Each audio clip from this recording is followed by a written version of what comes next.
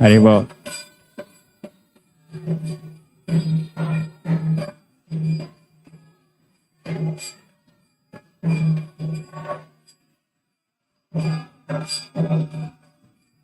సరిగ్గా వినిపించట్లేదా? Keep our speaker.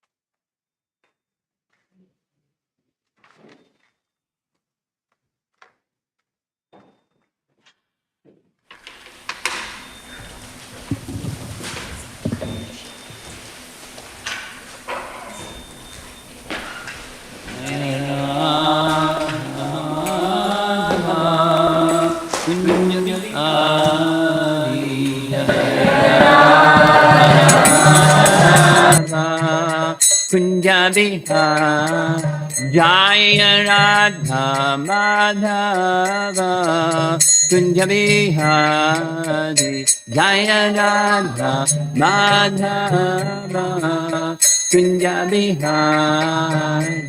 Gopi Jana Vallabha Girivardhari Gopi Jana Vallabha Girivardhari Gopi Jana Vallabha Girivardhari Gopi Jana Vallabha Girivardhari Yashodanandana Brajanaranjana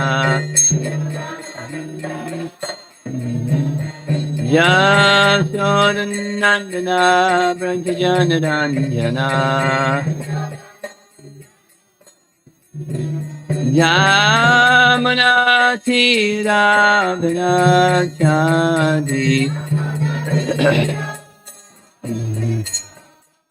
Yamuna Tiravanachadi Jaya Radha Madhava Kunjabihari Radha Madhava Kunjabihari Jaya Radha Madhava Kunjabihari Madhava Kunjabihari Gopi Jana Vallabha Girivardhari Gopi Jana Vallabha Girivardhari Gopi Jana Vallabha Girivardhari Girivardhari Yashodanandana Brajanaranjana Yashodanandana Brajanaranjana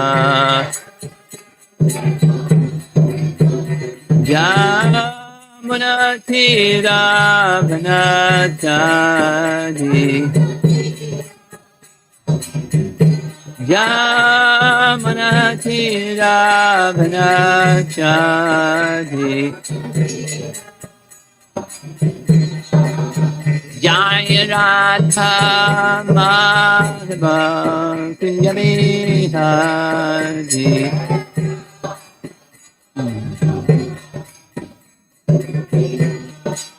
Jaya Radha Madhava Kunjabihari Madhava Kunjabihari Ayom Vishnupad Paramahamsa Parivajagatarja Astatara Satati Srimad His Divine Grace Sri Bhakti Vedanta Swami Srila Prabhupada Ki Gaur Premanandi Om Namo Bhagavate Vasudevaya Om Namo Bhagavate Vasudevaya Om Namo Bhagavate Vasudevaya. We're going to chant this verse responsively. So if you want to get the verse in front of you, 2, 3, 10, but it's really easy to remember. Kama sarva kamova moksha kama udharati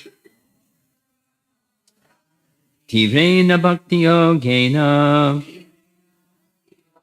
yajeta purusham param akava sarva kamova moksha kama udharati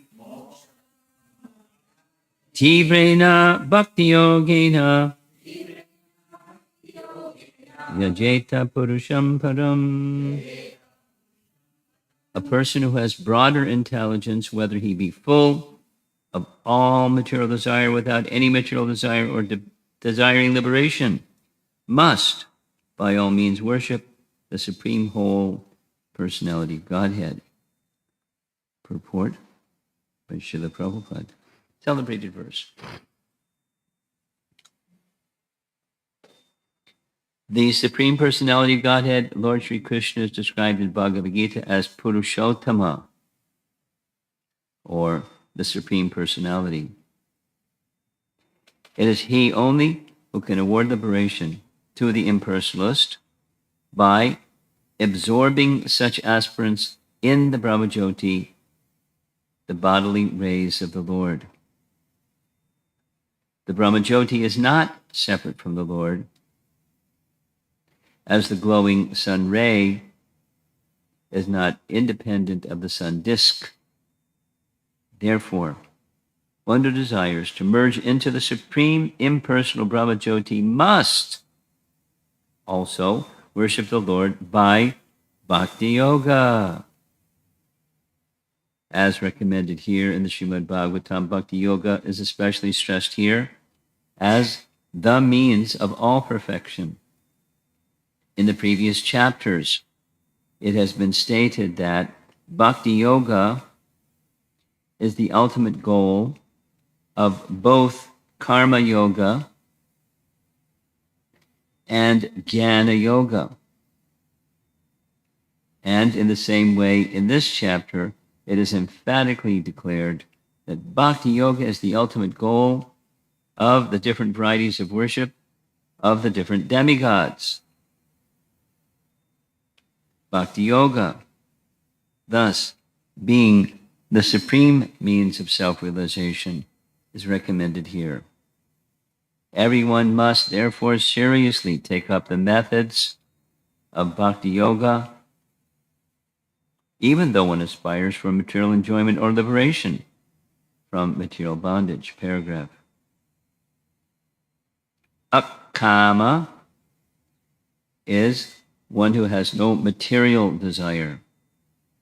A living being, naturally being the part and parcel of the Supreme Whole Purusham Purnam, has no has as his natural function to serve the Supreme Being, just as the parts and parcels of the body or the limbs of the body are naturally meant to serve the complete body.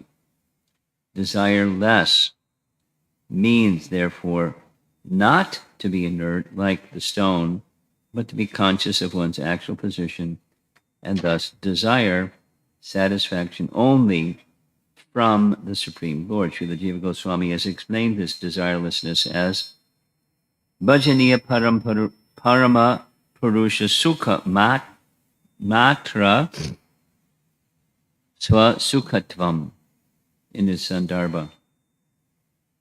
This means that one should feel happy only by experiencing the happiness of the Supreme Lord. This intuition of the living being is sometimes manifested even during the conditioned stage of a living being in the material world, such intuition is expressed in the manner of altruism, philanthropy, socialism, communism, etc., by the undeveloped minds of less intelligent persons. In the mundane field, such an outlook of doing good to others in the form of society, community, family, country, or humanity is a partial manifestation of the same original feeling in which a pure living entity feels happiness by the happiness of the Supreme Lord.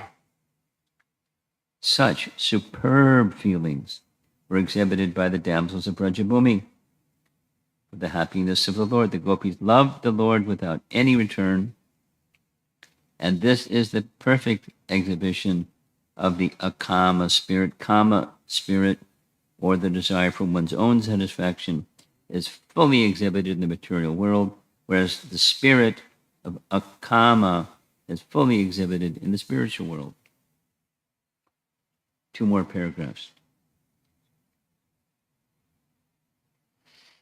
Thoughts of becoming one with the Lord or being merged in the Brahmajyoti can also be exhibitions of kama spirit if they are desires for one's own satisfaction, to be freed from the material miseries.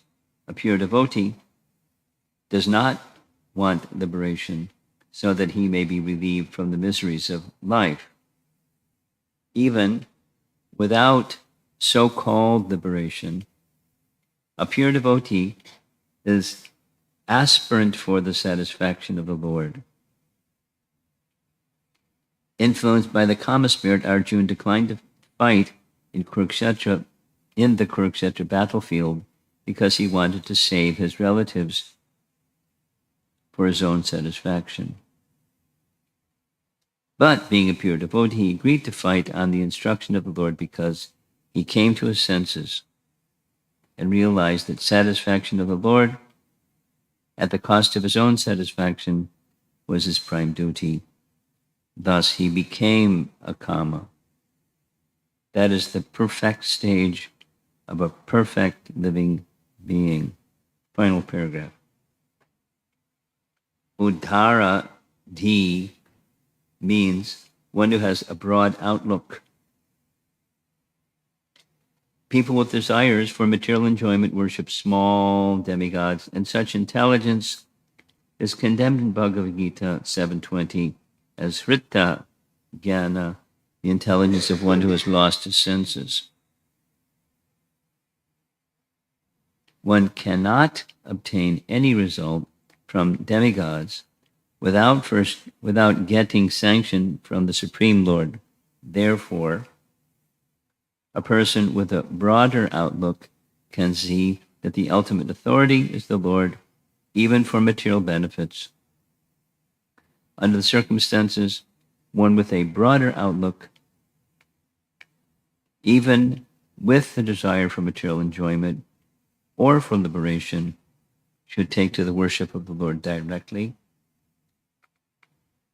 And everyone, whether an akama or sakama or mokshakama, should worship the Lord with great expedience. This implies that bhakti yoga may be perfectly administered without any mixture of karma and gyan, as the unmixed sun ray is very forceful and is therefore called tivra. Similarly, unmixed bhakti yoga of hearing, chanting, etc., may be performed by one and all, regardless of inner motive. But there'll be further refinements of motive or the purpose to be achieved by bhakti, because bhakti means, we'll just go back. Vajaniya parama parusha sukha matra svasukhatvam. Feel happiness by experiencing the happiness of the Supreme Lord. So that's a motive. That's pure. Supposing one's motive isn't pure. You know anybody who has mixed motives?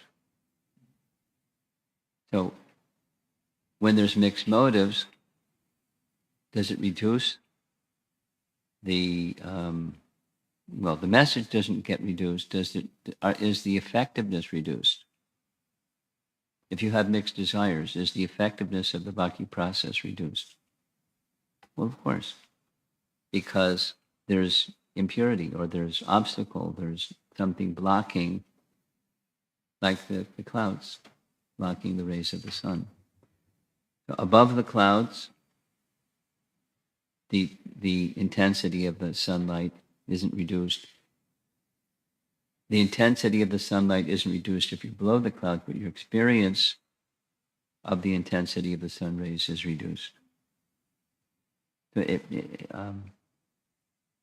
motive does matter, or everything about bhakti is that Krishna should be pleased. Supposing you're not there. So you're supposing you're not an akama person. There's sakama or sarvakama, because that's the verse. Supposing it's sarvakama. Such persons, in order to fulfill sarvakama, this verse is recommending tivra bhakti. What's a good example? Dhruva. Big time. He was very specific about his desire, and he was also very specific about the means to fulfill his desire.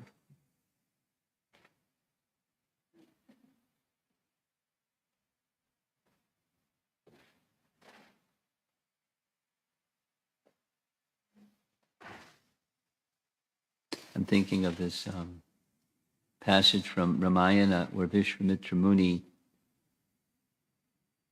desires to create a situation where an unqualified person in its self-same body can attain heaven. So it's not approved. So he creates a second heaven. And Indra sends him back down again.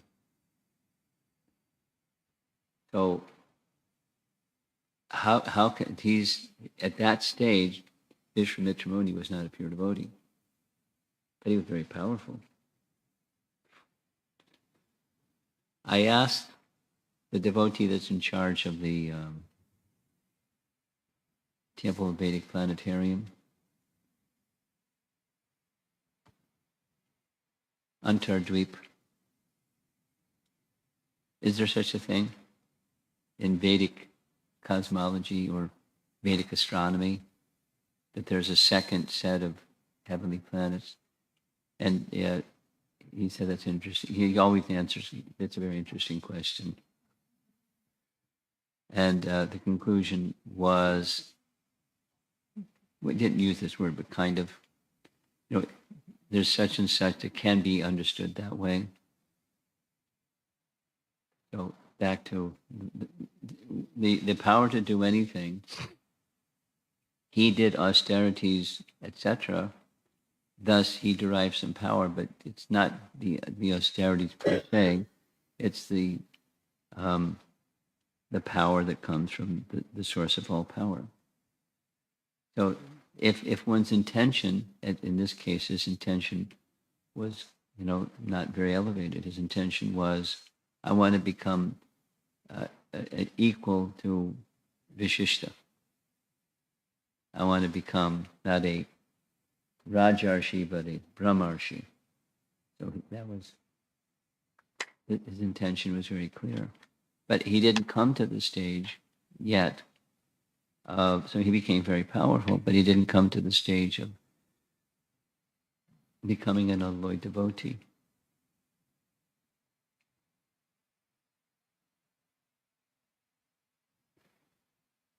The transition comes after he gets Vishishta's blessing. Okay, you're a certified Brahmarshi. It doesn't give in Ramayana, it doesn't give the exact events or the association, but some association, perhaps Janak. He associated with one who is carrying bhakti, and so he became a bhakta Vishvamitra. And then when he contacted Ram, he went the rest of the way. He became the Shuddha Bhakta. Ram and Lakshman. So that's the Sarvakama.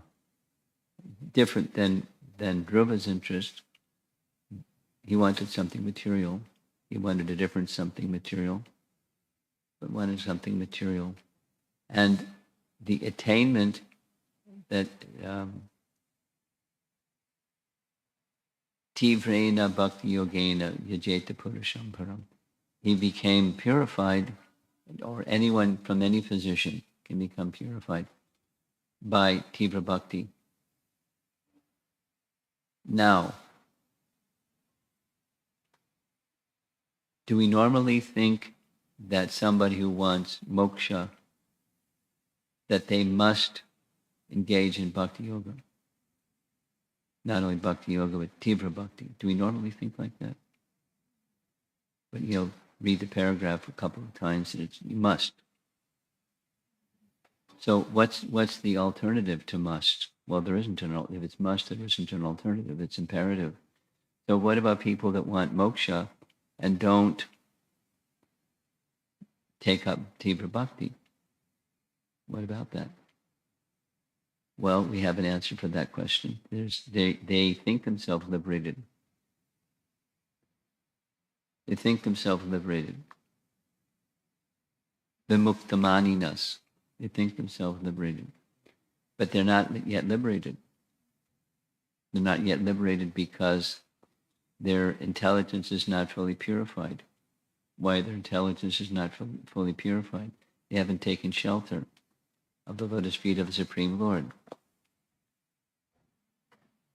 Who in the audience here, besides Gopal Hari, who knows that verse from Srimad Bhagavatam?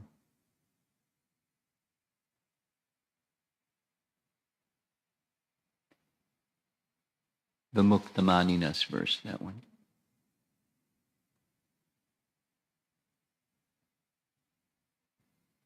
Pamela, do you know the verse? Oh, yes, you do. As soon as I start to say it, that one.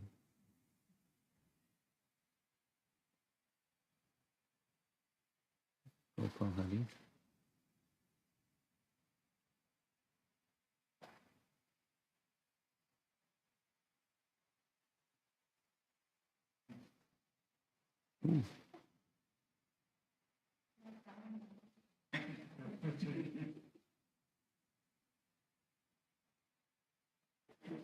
Go back and do your homework. You looking up the verse?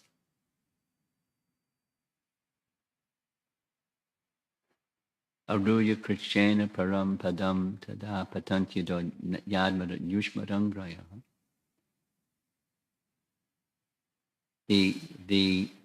Those who think themselves to be liberated, but haven't yet taken shelter of the lotus feet of the Supreme Lord, they again fall down because they think themselves liberated, but they haven't taken full shelter.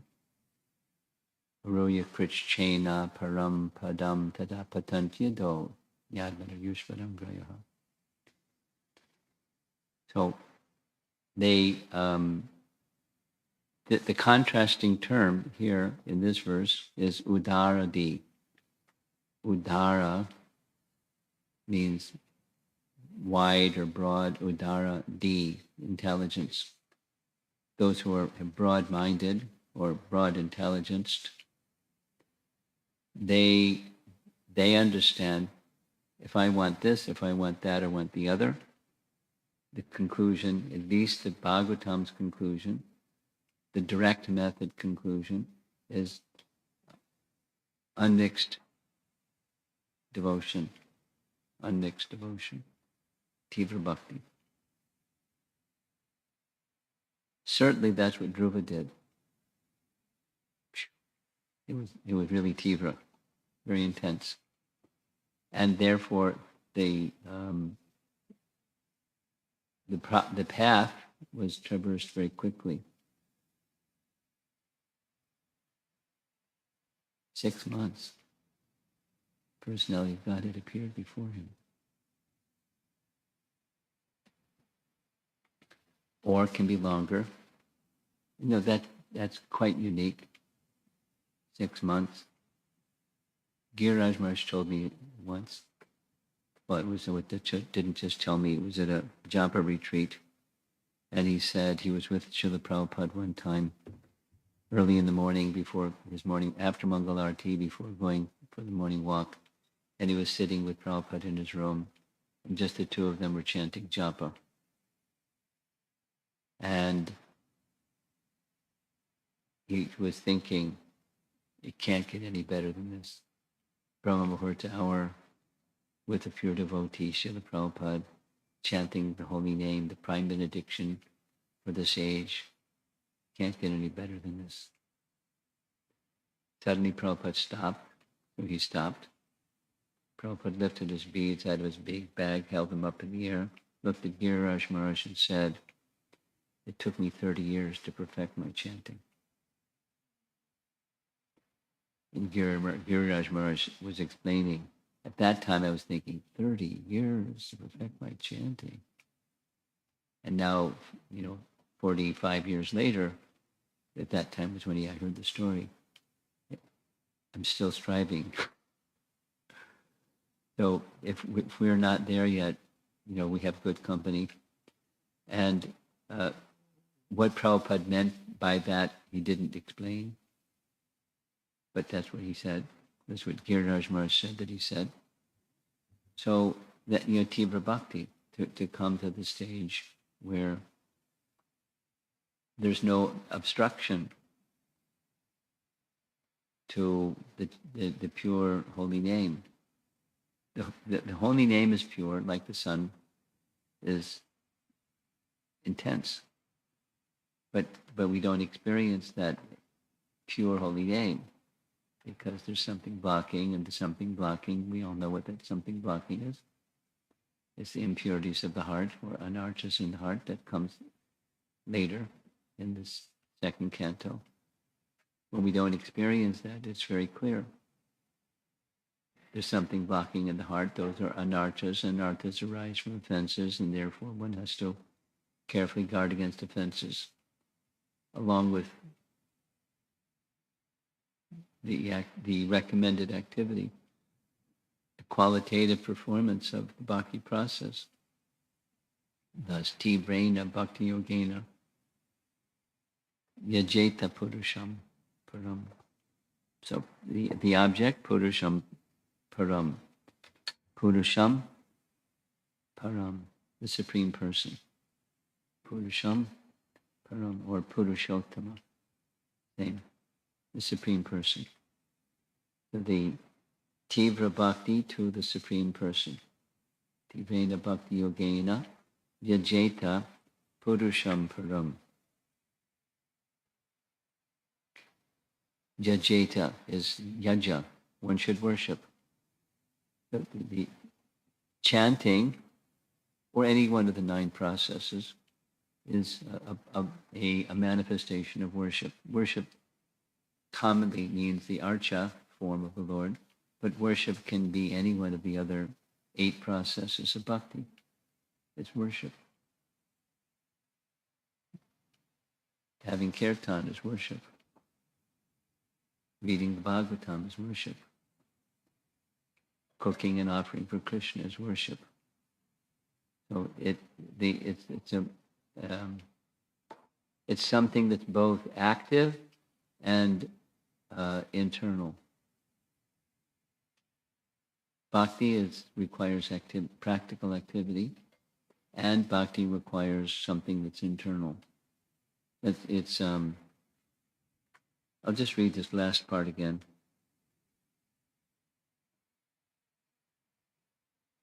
As the unmixed sun ray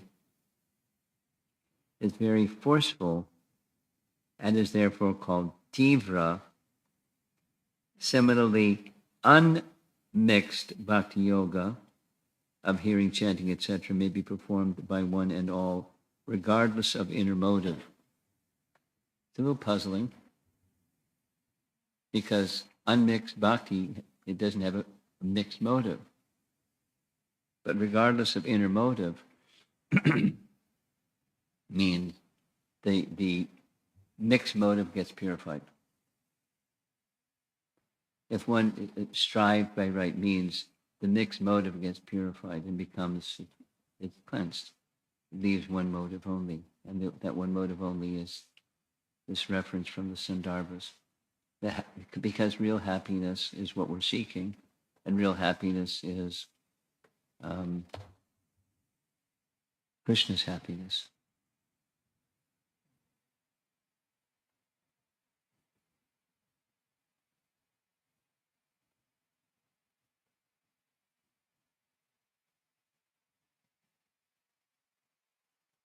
I was requested to give a class for a group of new people when I was in Atlanta. They have a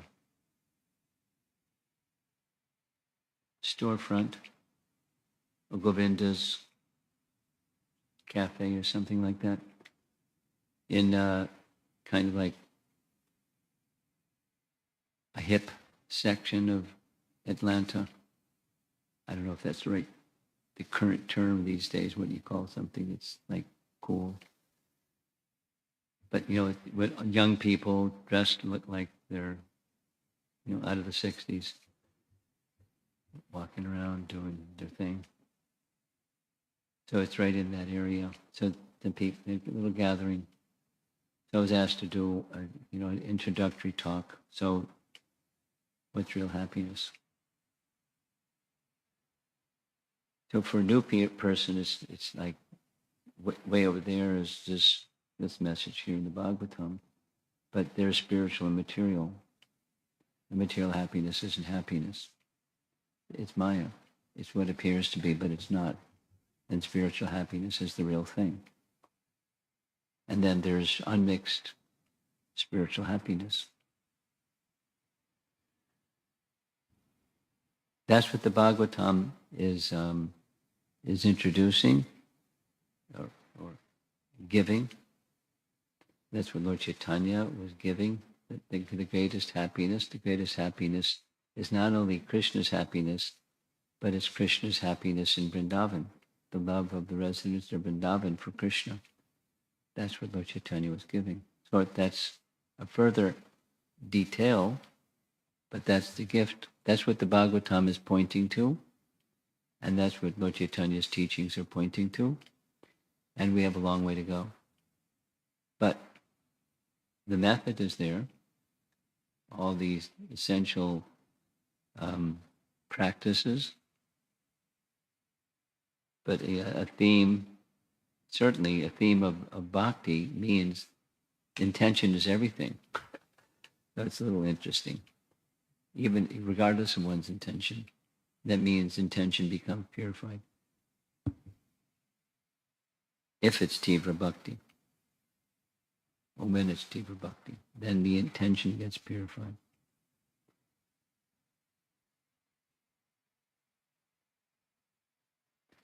Let's see if there's some discussion.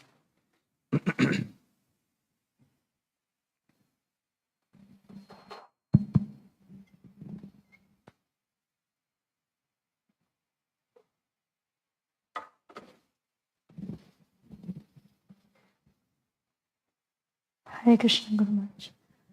The purport like this is extremely inspiring. Yeah. And the persons who live by this, very attractive to even just see them. I kind of, so the one thought or contemplation I had, I think you answered, but just wanted to express to see. So if the goal for Tivra Bhakti is there, and then at the practicing stage, there's each one have we different people have different specific attractions to different types of angas of bhakti, Yeah. or even different approaches to get to the goal. Yeah. And that attraction or approach is mixed in one sense, because it also gives it's not exactly only for Krishna's pleasure, because that particular anga of bhakti is attractive to me, so I'm engaging in that, or it's nourishing to me and engaging in that. How to cleanse that attraction? Well, by more of the same bhakti. Now, the particular attraction does not necessitate my selfishness.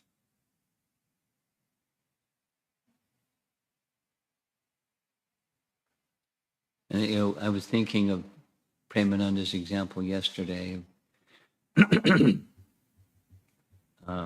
worshiper and having some special experience. I was thinking further. There's a devotee somewhere that they're service-minded. It's something like what Jiva Goswami describes in Prabhupada's purport to Canto 6, Chapter 1, where the chanting of a Jamila is described. And in the purport, Prabhupada is speaking about what bhakti is, and there's different gradations of bhakti, and a preliminary gradation of bhakti, which is something I wanted to speak about here. The preliminary gradation of bhakti is one just likes to serve. There are people I know who that's what they like. They're corporate people that have jobs that are whatever their jobs are, and they like to go to the temple and wash pots. Or somebody likes to do gardening, like to go to the temple and in their home, or they do something that's just very, very simple. It's not high level, but they derive some satisfaction in that mood of very simple service. Now, we go back to your question. Does that mean that's selfish? Well, Jiva Goswami indicates it's the preliminary stage and very, very early stage of bhakti. And it's, one can become purified by any one of the 9 processes of bhakti. One can become purified. One does become purified by the 9 processes of bhakti. Even it's, does that mean that person that likes to wash pots, there's contamination because it's something that he likes and he's doing it because he likes. Well, it's a nice example because who would think that washing pots is happiness? But I know some people, that's happiness. It's just being in the position of humble service. They don't mind some other humble service. They like the position. There's a happiness in humble service, which relates to something that's in this purport about altruism, philanthropy, and so it's a very beginning stage of that intuition of a greater happiness than one's own happiness. But so it's not, my point in response to your question, it's not that if I like a particular expression of bhakti, that there's that indicates selfishness. Now, until we're purified, there's going to be certainly coverings, and likings are going to be filtered through selfishness. But it's not in and of itself an indicator of selfishness. There's a particular anga of bhakti that I like. Supposing somebody likes deity worship, or somebody likes kirtan, somebody likes cooking, or somebody likes washing pots, or somebody likes whatever they like. Yes, there's some covering because we're not yet at the stage of Krishna's happiness is everything. But by continuing, then that the thought, and therefore, or the desire, and therefore the filter that filters out Krishna's happiness is the real happiness, one will not experience real happiness. But it doesn't mean that because there's some attraction for a particular type of service, that's selfishness or self-centeredness.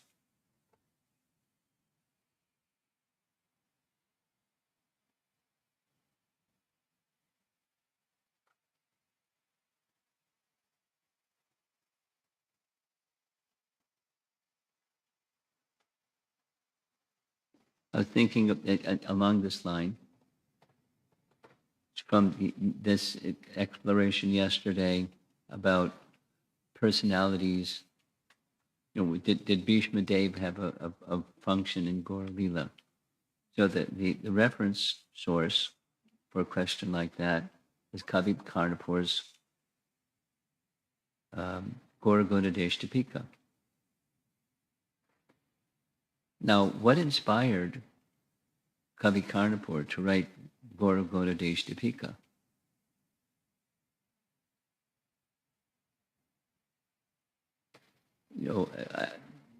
What inspires anyone to do anything?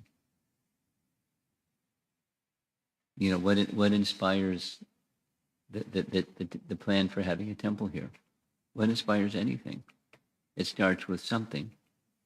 So Kavi Karnapur, from those that are learned in his poetry, he is a super excellent poet. He's a Kavi. And he was celebrated even before he was born. And then he was born. And then he was celebrated after he was born because of mercy of Chaitanya Mahaprabhu. And then he became Kavi Karnapur. And so he had some ability, and it starts with a seed and it grows and it grows and it grows.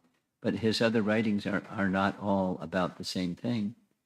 But there's when there's a need or a service to Krishna to be fulfilled, it's not that it was selfishness, because he wanted to write a book that is a who's who of Krishna Lila and Gaura Lila.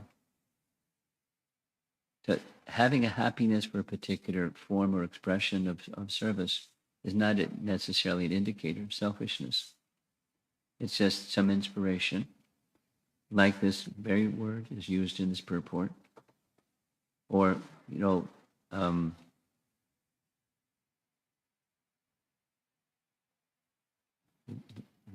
kirtaniers are gone, the mridanga players are gone. They like mridanga. So, Krishna Katha, no thanks. Japa, no thanks. Kirtan, yeah, hours. So that's some indication of there's some, personal satisfaction. That's the buzz or the attraction.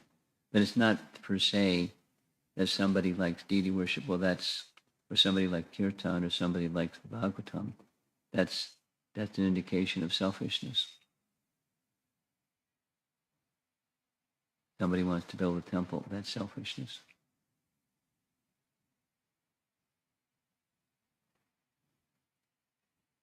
Look at the effort that Prabhupada made to build the Juhu temple. Unprecedented. And at the same time, it's, he could speak from Ishopanishad, don't over endeavor for worldly things. But it's not a worldly thing. He made a pledge to Radharasa Bihari, and he kept his word. And obstacles and so forth and so on, he kept his word. And Radharasa Bihari manifested the temple.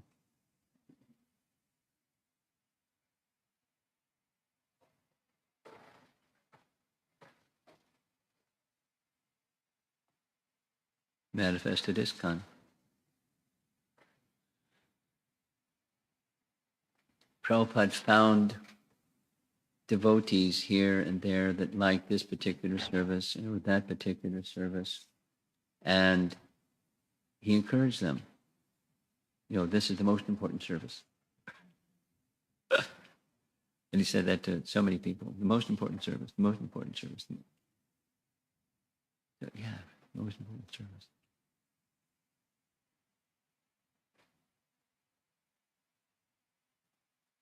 And they're all most important. So if there's a liking for one of those so most important services, it doesn't indicate selfishness. It indicates an inclination, psychophysical nature inclination.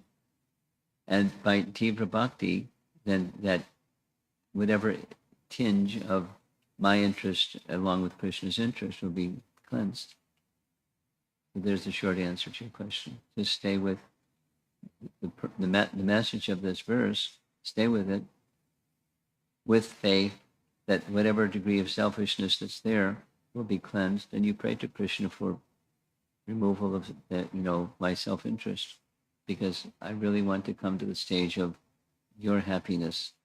And it can be like, I want my happiness, or I want the recognition for one who's that caliber of Vaishnava. I'm seeking lava, puja, and pratishta.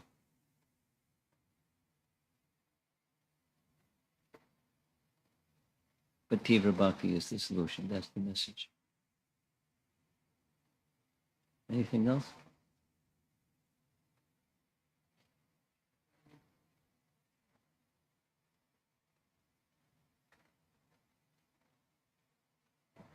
Hare Krishna, Guru Maharaj. Yeah.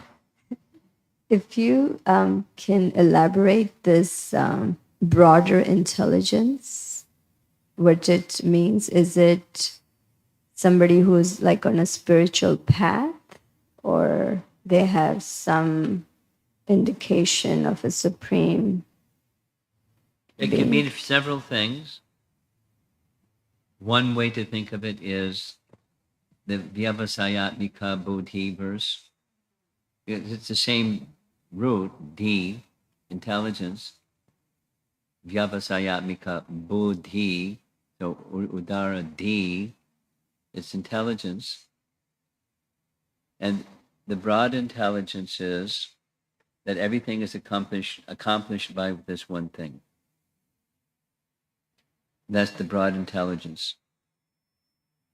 That one thing accomplishes all these things. And those who are broad-minded, they're the Udaradi folks. Their mind is very focused, although they may be doing multiple things. They don't have to narrow, they're not narrow D, whatever the Sanskrit is for being narrow, they're broad. So it's connected to that relationship with Krishna, that's the Udaradi person, that all things are accomplished. So that means, thinking a little bit about your question yesterday at the end, people that have different ideas, we can be very focused and at the same time respectful for people that are doing things in a different way. provided, the principle of disciplic succession is intact, then they can look very different. And it's just fine. It's wonderful. That's Udaradi. Because it's one thing. It's pleasing Krishna.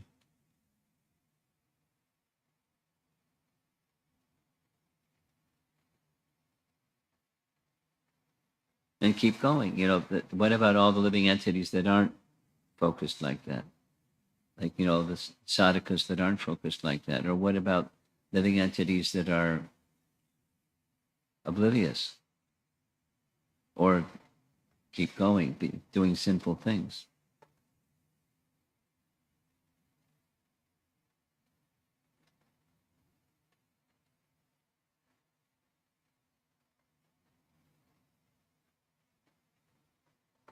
I came across something. You asked a question the other day about, you're surprised that Yudhisthira recommended Arjuna to rescue Duryodhana from the Gandharvas. I was thinking some more about that. I came across something else. I have a very bad memory. But, a similar situation. The compassion of a Vaishnava is their primary characteristic. They don't hold on. Things that are to be corrected, they can be corrected. But they don't hold on to someone.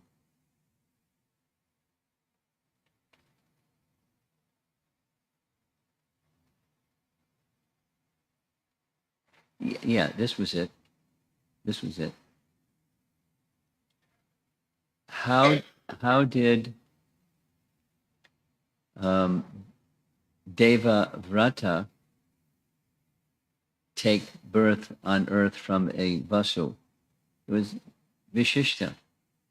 But when Ganga wanted to train Deva Vrata, Vishishta was his guru. One of his gurus. Parashram was one. So he didn't hold it against him. He'd like, I'm angry at you, and just go suffer because you offended me. You took my cow. He became his guru. He trained him in scripture. He became thoroughly learned.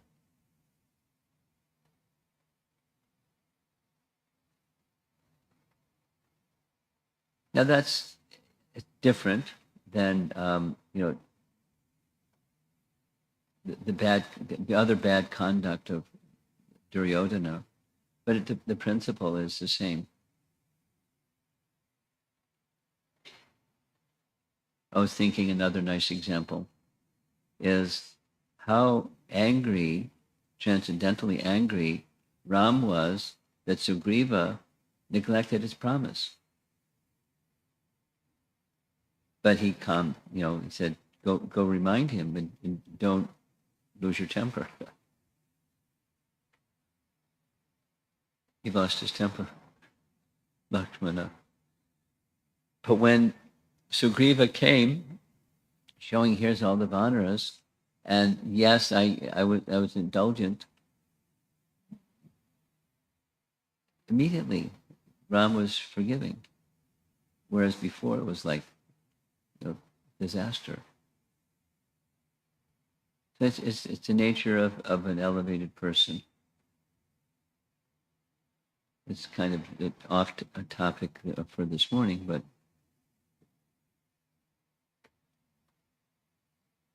Tivra Bhakti is the course correction for things that are mixed. We somehow have to get there. Something else?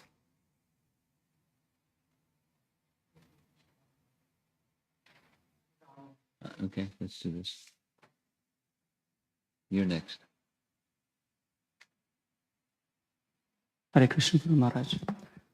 So I was contemplating on Srila Prabhupada's purports in Sri Ishopanishad.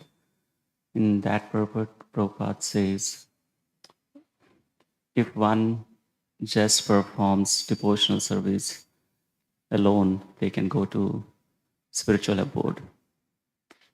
And he continues that, but that is not possible or not easy for everyone. So we should dovetail our activities that with Krishna for the pleasure of Krishna. So at any point, my question is, do we need to renunciate those activities and perform just the devotional service? Do we need to do what? Renunciate, Renounce. renounce those activities. Renounce what? The activities that we dovetail our activities for Krishna's pleasure. No. Is your question? Let me say back what I think your question is. Does there have to come a stage in our practice of bhakti where the dovetailing tendency, we cast it to the side, and we're not engaging things that are according to our nature, that's a dovetail, but we just do whatever. And that's how we live our life. We don't do things that are naturally to us. It's a little bit like her question. A different version, but it's a little bit like her question. So it's not necessary.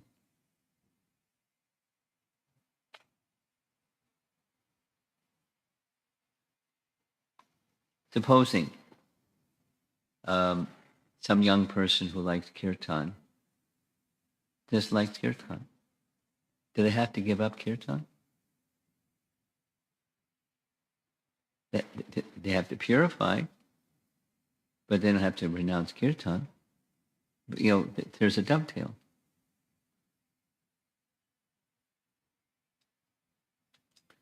It's not just kids. There's a nice devotee who's, senior citizen. He really, really, really is like kirtan. So, he was singing very nicely, and when the kirtan was over, said, you really like kirtan? Yeah. Do you like japa as much as you like kirtan? He thought, no. So there's something about kirtan that's attractive. And the world has music. It's attractive to people. So there's the music aspect of Hare Krishna Kirtan, and then there's the name. So one doesn't have to give up Kirtan. But for pure devotional service, it's the name. And then okay. That answer your question? So yeah. I could tell something else is hanging around in there. Go ahead. So that activities in kirtan makes sense. The other activity that we do, work for living, that also we offer it to Krishna is That's one different. way. That's different. There is. So I'm not sure what you're asking. Is when you're retired, you still have a psychophysical nature, and you're going to do things that match your psychophysical nature.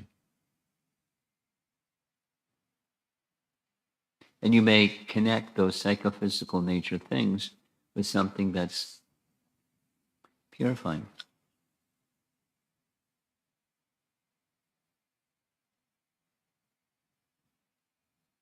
I know a retired couple, and they like the outdoors. So now that they're retired, they take their camping stuff, and they go, for mountain hikes, and go camping. And then they read the Bhagavatam, and have kirtan, by the campsite.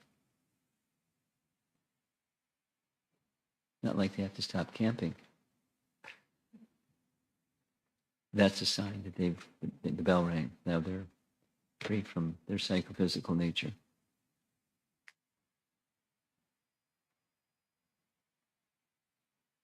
Okay, are we ready for something online?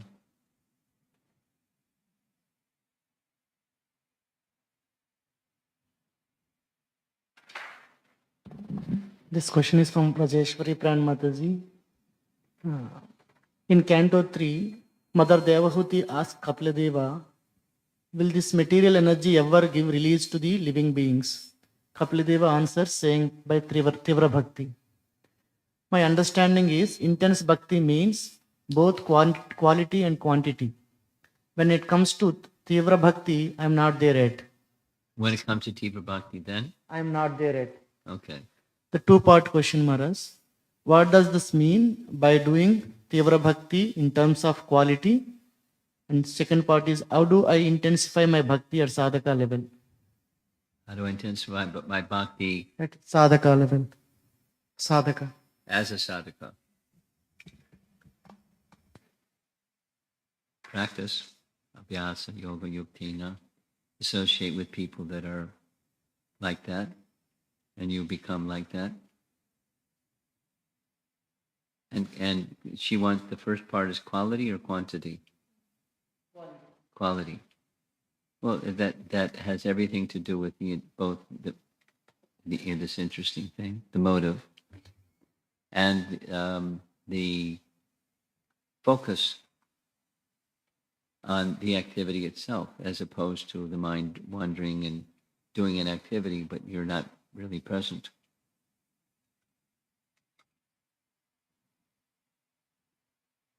So the best way of focus, of increasing quality, is becoming attached to the object of devotion. That's then when there's attachment to the object of devotion, the intensity becomes very strong, quality becomes very strong. Anything else? Okay. Thank you very much, Prabhupada. Yeah.